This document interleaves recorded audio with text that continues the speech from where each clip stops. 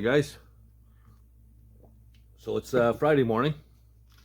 It's supposed to be a day of heavy rain, a second day in a row, but actually there's not a cloud in the sky. So it's a good day to go back to the wrecking yard, bring that bum cooling fan back, and get another one. So I'm going to be doing that. I'm also going to the blasters to pick up the 4 rims for the truck. So they should be done now. They were supposed to be done 2 days ago. So they should be done for sure. So I'm going to pick them up. And then I guess we're going to carry on with some more wiring. So yeah, stick around. When I get back to the shop, we'll get right into it. So I just got back from the wrecking yard, and the second fan I pulled out looked exactly the same. Corrosion in the same places, same thing. You'd swear it was the same freaking rad or fan. So anyway, I brought it home anyway to test it. Same result. So I don't know if these things had a problem or what, but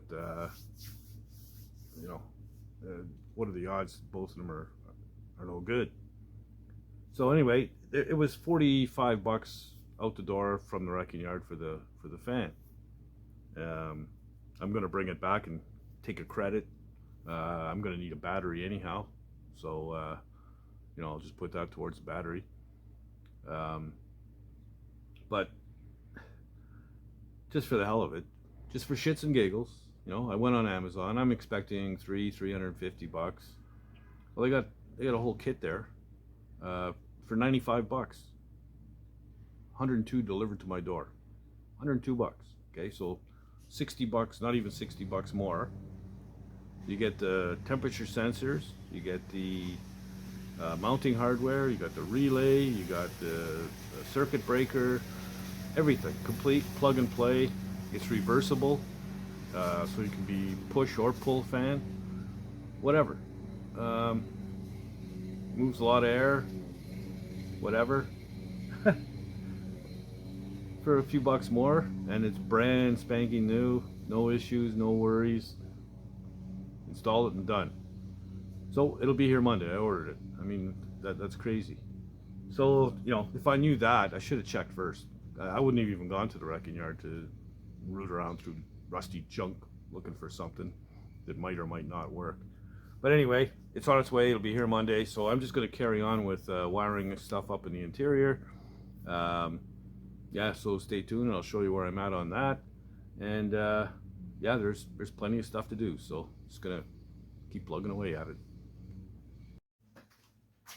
Okay, so I just got back from the blasters to pick up those rims. I brought them there Monday, told me to pick them up end of the day Tuesday. I went there, they weren't ready. Told me to come on Thursday. I didn't go yesterday. Today's Friday, so they had an extra day. I get there and they haven't been blasted.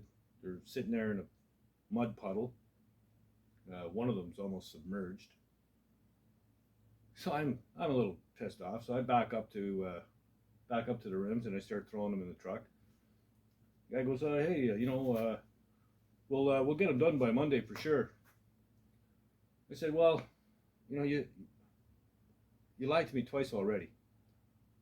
For me, 2 strikes, you're out. This isn't a fucking baseball game.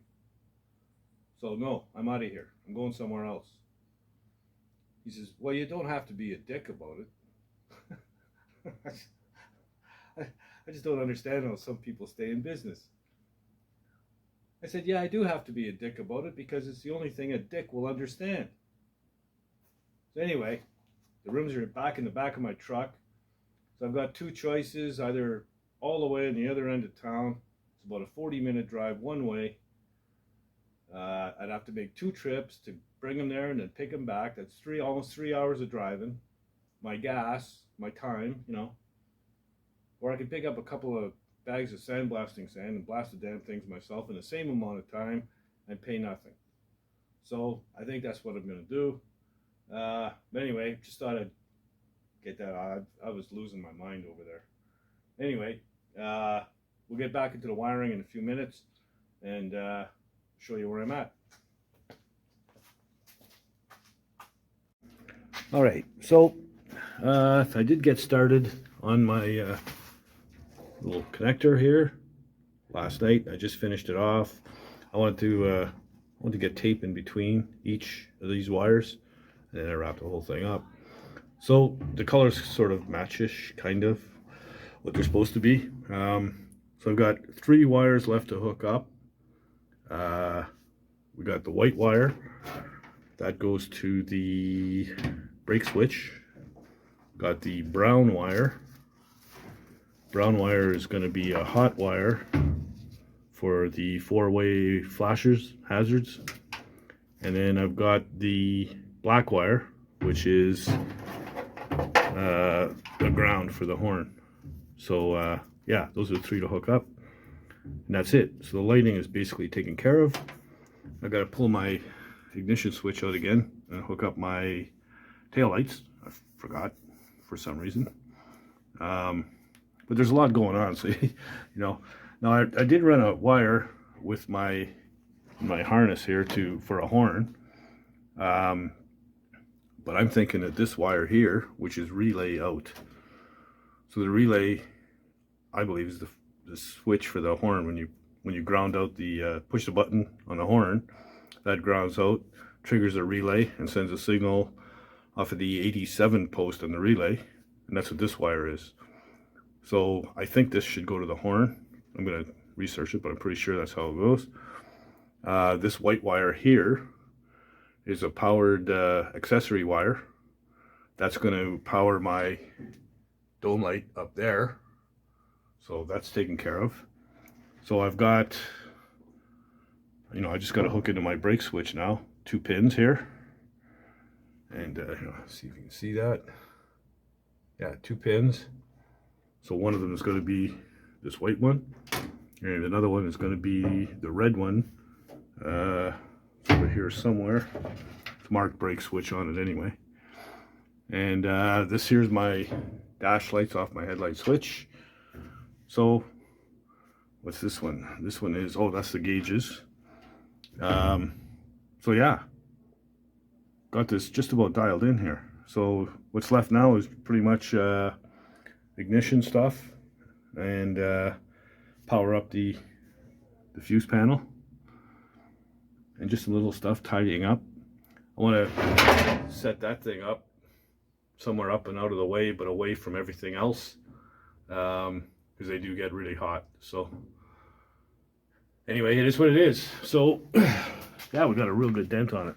This wiring is just about done.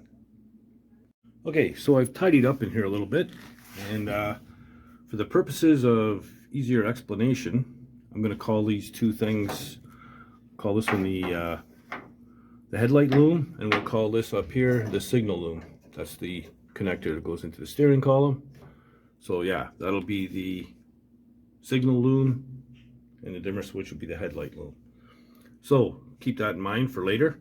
Now up here in the dash, we've got 2 gauge packages. This one is the speedometer, and this one here is all the other gauges. There's 4 of them. So take a quick look at the gauges. So this is the speedometer here. Very simple. So you need 3 things. Okay, down here, this little dot right here, that's actually your high beam indicator. So it's a little red lens, so when your high beams are on, that'll light up. So on the back of this, tells me that we need 3 things here. We need speedometer cable, we need the light for the high beam indicator, and these 2 are just lights to light up the whole gauge. So pretty simple. This one here, so we've got 4 gauges here altogether.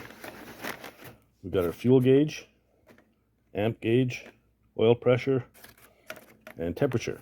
So the temperature has its own sending unit on it.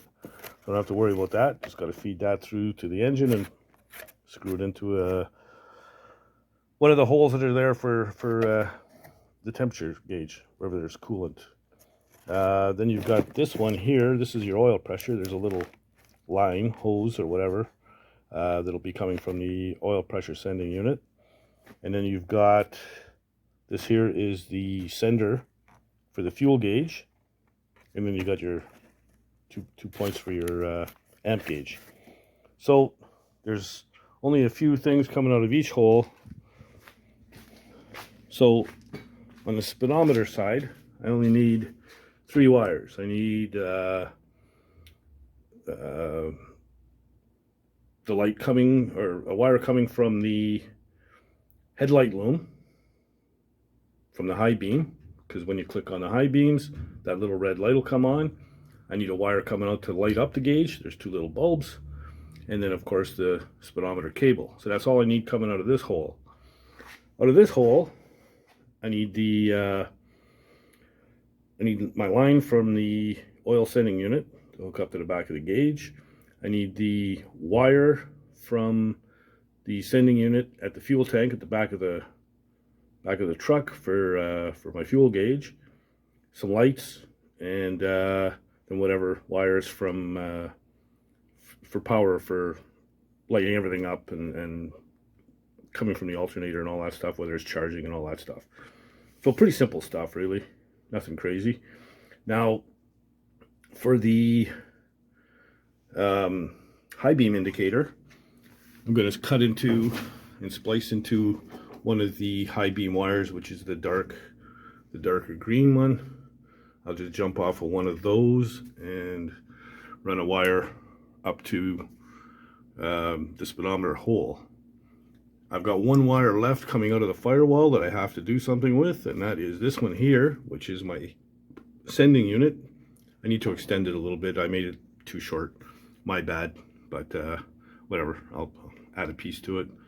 Solder an extension on there and run that out through here, the other gauge package.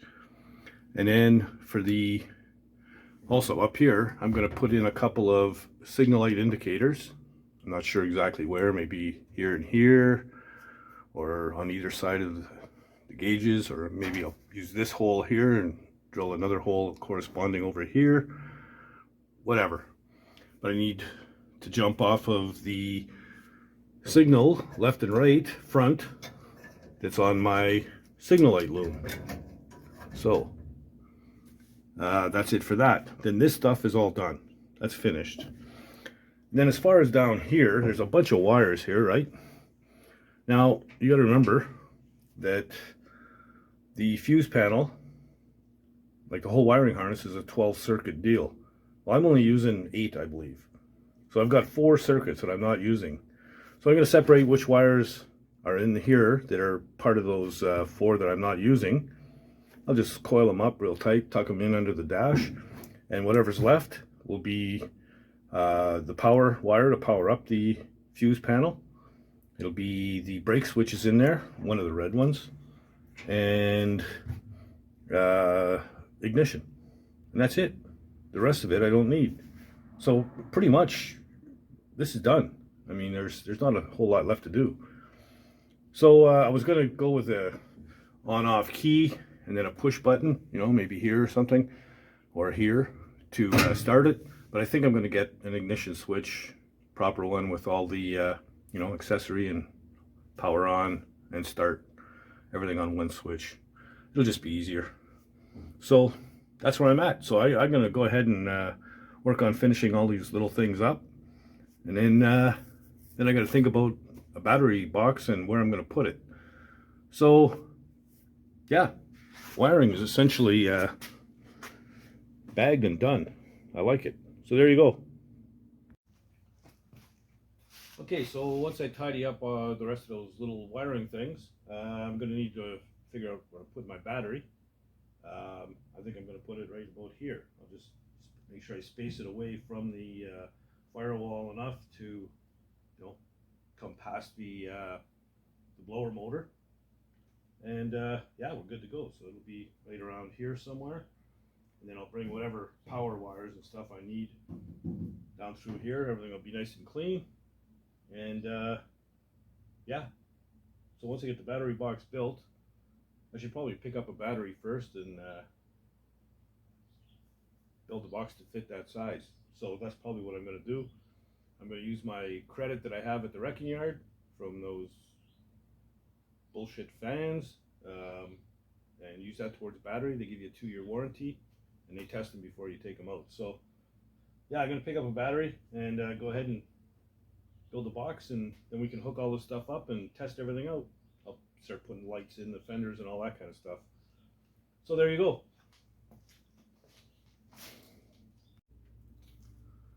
Okay, so there you go. Wiring is almost done, very close. Quick review. So for the sending unit from the fuel tank for the gas gauge, I just got to extend that wire and bring it up through the gauge package hole. I've got to tap into one of the high beam wires and splice in a wire to go to the speedometer hole for the high beam indicator.